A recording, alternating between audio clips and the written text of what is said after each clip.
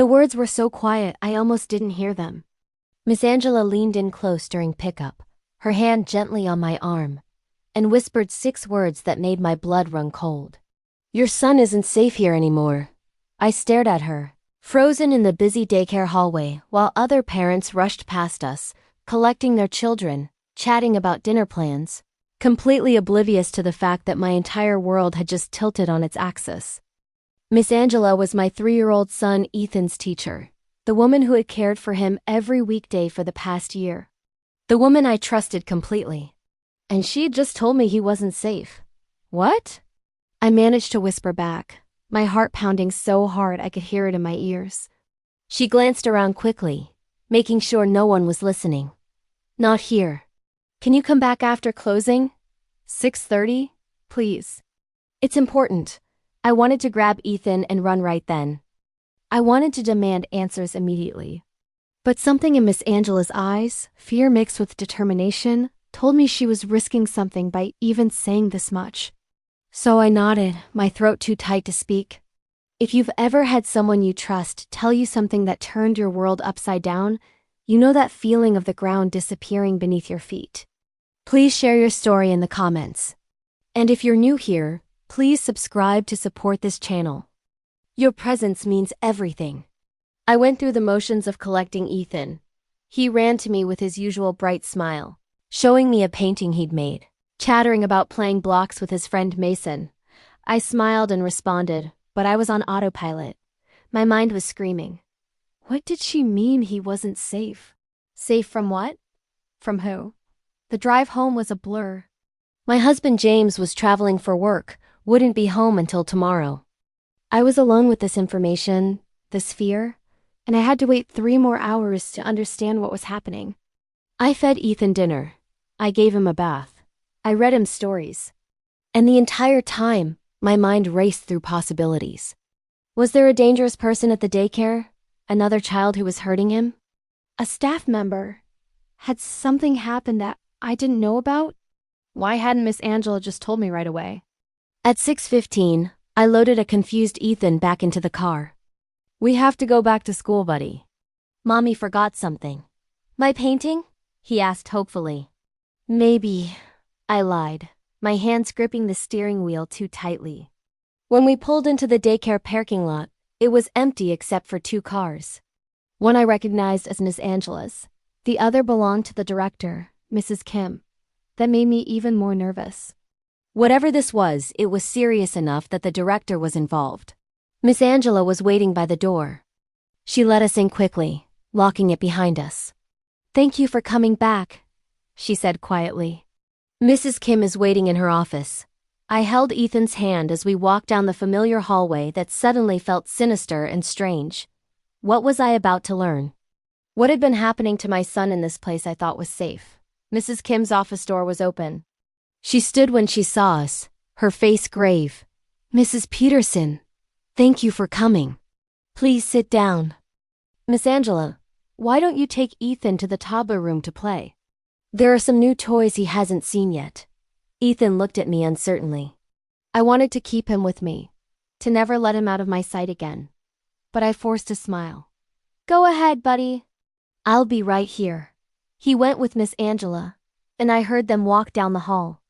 Then Mrs. Kim closed the door, and my hands started shaking. "Mrs. Peterson, I'm going to get straight to the point because I know Miss Angela's words to you were alarming. Your son is not in immediate physical danger.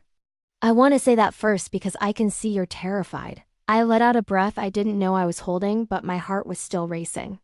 "Then what? What's happening?" Mrs. Kim sat down across from me. 3 days ago, we hired a new assistant teacher, Mr. Bradley, for the preschool room. He came with excellent references, passed all background checks, and had years of experience. Everything checked out perfectly. "Okay," I said slowly, not understanding where this was going. "Yesterday, Miss Angela came to me with a concern. She said she recognized him from somewhere but couldn't place where. It was bothering her all day. Last night, she figured it out." Mrs. Kim opened a folder on her desk and pulled out a printout of a news article. She slid it across to me. The headline made my stomach drop. Former teacher acquitted in child neglect case due to technicality. I read the article with growing horror.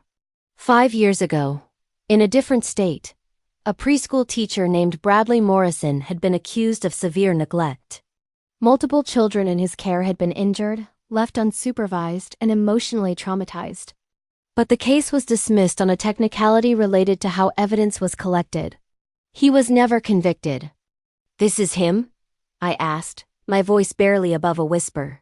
"This is the man you just hired?" "Yes, but here's the problem.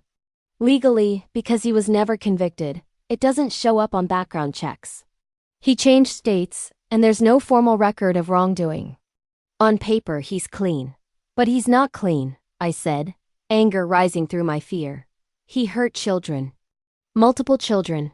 "I know," Mrs. Kim said, her face pained. "I know." And the moment Miss Angela showed me this article, I began investigating. I've been calling the daycare where this happened, talking to former staff, gathering information. And Mrs. Peterson, everything I've learned confirms that this man should not be around children. Ever. "So fire him," I said. "Get rid of him. Today. Now." I did. 2 hours ago. He's gone. But that's not the only problem. I waited, my heart pounding. I also discovered, through my investigation, that our assistant director, Mr. Frank, knew about Bradley's past. They worked together at that previous daycare. And Mr. Frank deliberately didn't mention it when Bradley applied here. In fact, he was the one who recommended we hire him. The room started spinning. Why would he do that? I don't know. That's what I'm trying to find out. But what I do know is that I can't guarantee your son's safety here until I understand the full scope of what's happening. I don't know if there are other staff members involved. I don't know if this goes deeper. And until I do, I can't in good conscience tell you this is a safe environment for Ethan. Tears were streaming down my face. What are you saying? I'm saying that as of this moment, I'm closing the daycare temporarily. I'm conducting a full investigation with an outside firm. Every staff member will be revetted. Every policy will be reviewed. And I'm personally calling every parent tonight to explain the situation. But Miss Angela whispered to me, I said, trying to understand. She made it seem secretive. Why? Mrs. Kim's expression darkened. Because Mr. Frank was still in the building during pickup. She didn't want him to know that she'd figured it out, that she'd told me. She was protecting you and Ethan until we could get him removed from the premises. I put my head in my hands. This couldn't be real. This couldn't be happening. How long? I asked. How long was this man around my son? 3 days. He started Monday. This is Wednesday. Miss Angela recognized him Tuesday and told me this morning. We've been investigating all day, and I dismissed him this afternoon. 3 days. My son had been in the care of a man who had neglected and harmed children, and I had no idea. I dropped him off with a smile. I picked him up and asked about his day. And the whole time, danger was right there, and I didn't see it. Did he ... I couldn't finish the question. Mrs. Kim's face softened. We don't believe he had any direct unsupervised contact with the children in the 3 days he was here. Miss Angela made sure of that once she recognized him. She kept herself or another trusted teacher in the room at all times. But Mrs. Peterson, the fact that it was even a possibility, the fact that we let this man through our doors, is unacceptable. And I take full responsibility. I was crying now, really crying. What do I tell my husband? What do I tell Ethan? You tell them the truth, in whatever way feels appropriate. And you take whatever time you need to decide if you ever want to bring Ethan back here. I would completely understand if you didn't, but I want you to know that I am going to fix this. I am going to make sure this never happens to any child in my care ever again. There was a soft knock on the door. Miss Angela poked her head in. Ethan is asking for you, she said gently. I wiped my face and stood on shaky legs. Can I ask you something? I said to Miss Angela. Of course. Why did you recognize him from the news coverage 5 years ago? Miss Angela's eyes filled with tears. Because my nephew was one of the children in his class. One of the ones who was hurt. I saw what it did to him, to my sister's family. When I realized it was the same man, I knew I had to do something. I couldn't let it happen again. I walked over and hugged her. This woman who had saved my son from something I didn't even know he needed saving from. "Thank you," I whispered. "Thank you for paying attention. Thank you for remembering. Thank you for caring enough to say something." I collected Ethan and drove home in a fog. He fell asleep in his car seat, exhausted from the long day, completely unaware of the storm swirling around him. I kept looking at him in the rearview mirror, his little face peaceful and innocent, and I felt such a complex mix of emotions. Gratitude that he was safe, rage that he'd been in danger, terror at how close we'd come to something terrible, guilt that I hadn't somehow known, hadn't sensed it. When James called from his hotel that night, I told him everything. He wanted to come home immediately, but I convinced him to finish his work trip. Ethan was safe now. The immediate danger was over, but the aftermath was just beginning. Over the next few days, the story came out in pieces. The daycare remained closed while investigators interviewed staff, reviewed security footage, and examined every policy and procedure. Mrs. Kim called me daily with updates. They discovered that Mr. Frank had indeed known about Bradley's past. They had worked together, and Frank believed that Bradley deserved a second chance, that the accusations had been exaggerated. He thought he was helping a friend get back on his feet. He never considered the risk to the children. Mr. Frank was immediately terminated. Criminal charges were being considered for falsifying employment records and deliberately withholding relevant information during the hiring process. 3 other parents pulled their children from the daycare permanently. I didn't blame them. I was considering doing the same thing, but then Mrs. Kim did something unexpected. She invited all the parents to a town hall meeting at the closed daycare. Not to defend herself or make excuses, but to be completely transparent about what had happened and what she was doing to fix it. I almost didn't go. Part of me wanted to just walk away, find a new daycare, pretend this had never happened. But another part of me needed to hear what she had to say. I needed to understand how this could have happened so I could prevent it from happening again, wherever Ethan ended up. The meeting room was packed. Angry parents, scared parents, confused children who didn't understand why their school was closed. Mrs. Kim stood at the front, no notes, no prepared speech. Just honesty. "I failed you," she began. "I failed your children. I trusted someone I shouldn't have trusted, and I didn't have systems in place to catch what he did. That's on me. And I will carry that responsibility for the rest of my career." She went on to explain everything. The investigation findings, the new policies being implemented. Background checks would now be run quarterly on all staff. References would be verified independently, not just accepted. Any staff member with a connection to a new hire would be required to disclose it. Video surveillance would be expanded. An anonymous reporting system would be created for staff to raise concerns. "I can't promise you nothing bad will ever happen here," she said. "No one can promise that. But I can promise you that I will do everything in my power to make the safest environment possible. And if you choose not to come back, I understand. I respect that. But if you do choose to come back, you will see changes. Real, meaningful changes." After the meeting, I stayed behind. I needed to talk to Miss Angela again. She was cleaning up chairs, and when she saw me, she smiled sadly. "How are you holding up?" "I don't know," I admitted. "I keep thinking about what could have happened. If you hadn't recognized him. If you hadn't said something." "But I did," she said firmly. "And he's gone. And Ethan is safe." "I need to ask you something," I said.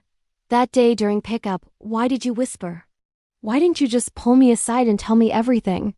Miss Angela set down the chair she was holding. "Because Mr. Frank was watching. He was standing near the front desk, and I could see him looking at me. I think he suspected that I'd figured something out. And I was afraid that if I made it obvious, if I pulled you into a room or made a scene, he might do something to prevent me from telling you, or prevent you from coming back after closing. I know it sounds paranoid, but my instinct was to be cautious, to make it seem casual, to protect the information until I could get it to Mrs. Kim and to you safely." "Your instinct was right," I said. "You protected my son when I couldn't. When I didn't even know he needed protecting. She reached out and squeezed my hand. You couldn't have known. None of the parents could have known. That's why we have to be vigilant. That's why we have to pay attention. That's why we have to speak up when something feels off, even if we can't articulate why. Over the next 2 weeks, I struggled with the decision. Send Ethan back to Sunshine Corner or find a new place. James and I argued about it. He wanted a fresh start. I understood that. But I also saw what Mrs. Kim was doing. She wasn't hiding from what happened. She was facing it, fixing it, making changes. And Miss Angela would still be there. The teacher who had literally saved my son from potential harm because she paid attention, because she remembered, because she cared.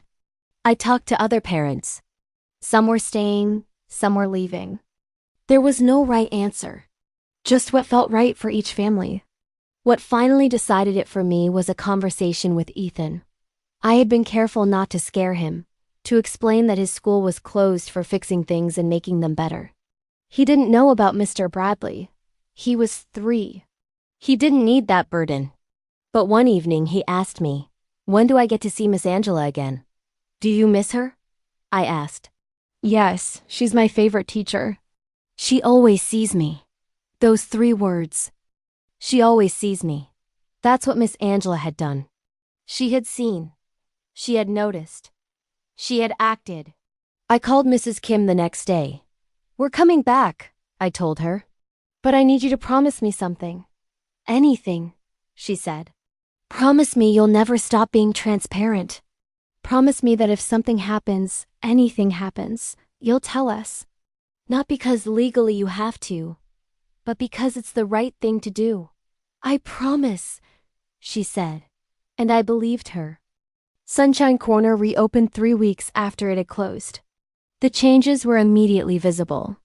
New cameras. New policies posted on every wall.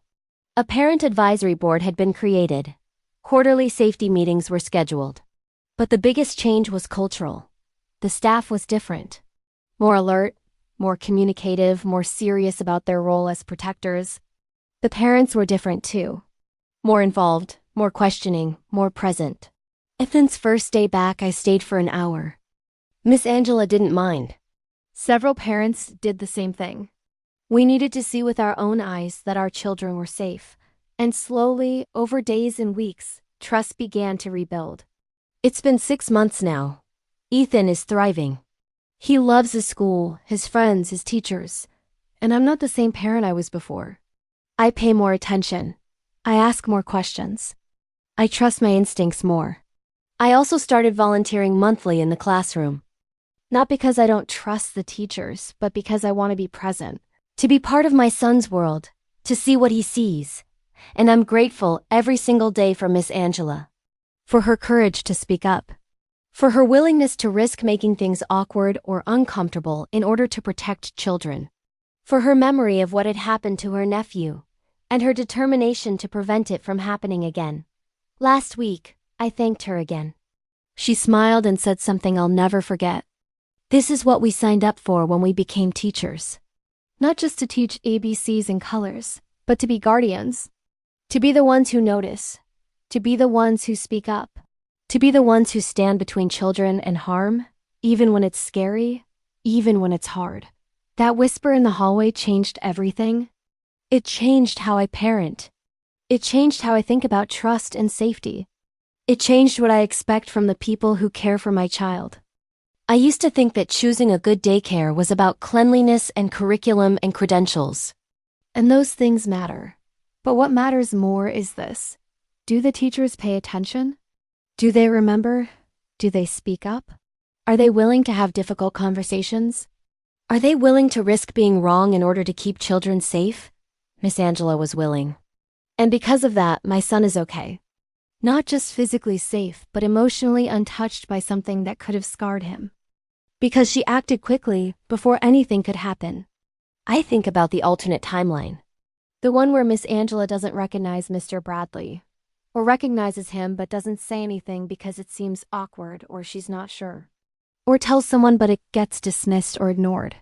In that timeline, something terrible might have happened to my son, to other children. But we don't live in that timeline. We live in the one where someone saw something, said something, and acted. And that made all the difference. If you're a parent choosing childcare, I want you to hear this story.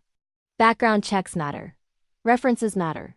But they're not enough. You need teachers who are engaged, who are present, who notice details. You need directors who listen when concerns are raised. You need a culture of transparency and accountability. And if you're a teacher or childcare provider, I want you to know this. Your vigilance matters. Your willingness to speak up, even when it's uncomfortable, even when you're not completely sure, even when it might cause problems, that matters more than anything else you do. You might save a child's life. You might prevent trauma that would last a lifetime. You might be the only thing standing between a child and danger. Don't stay silent. Don't assume someone else will handle it. Don't talk yourself out of your instincts. Speak up. Always speak up. That whispered warning in a busy hallway saved my son. 6 words that made me remove him from danger I didn't even know existed. Your son isn't safe here anymore. Miss Angela could have waited until after all the parents left. She could have called me later that evening. But she didn't. She told me immediately, as soon as she could, in the quietest way possible, to protect both the information and my son. And I will be grateful for that for the rest of my life. Ethan is 4 now, getting ready for pre-K. He still talks about Miss Angela. She's still his favorite teacher. And when I watch them together, I see why. She doesn't just teach him. She sees him. Really sees him. And she saw the danger before it could touch him. Every parent should be so lucky. This story isn't about being paranoid or distrustful. It's about being wise. It's about understanding that bad things can happen in good places if we're not vigilant. It's about knowing that the people who care for our children have an enormous responsibility, and most of them take it seriously. But when they don't, we need others to speak up. Miss Angela spoke up. Mrs. Kim listened. Changes were made. And my son is safe. That's what should happen every time. In every school, every daycare, every place where children are cared for by people other than their parents. Vigilance, communication, action. A whisper saved my son.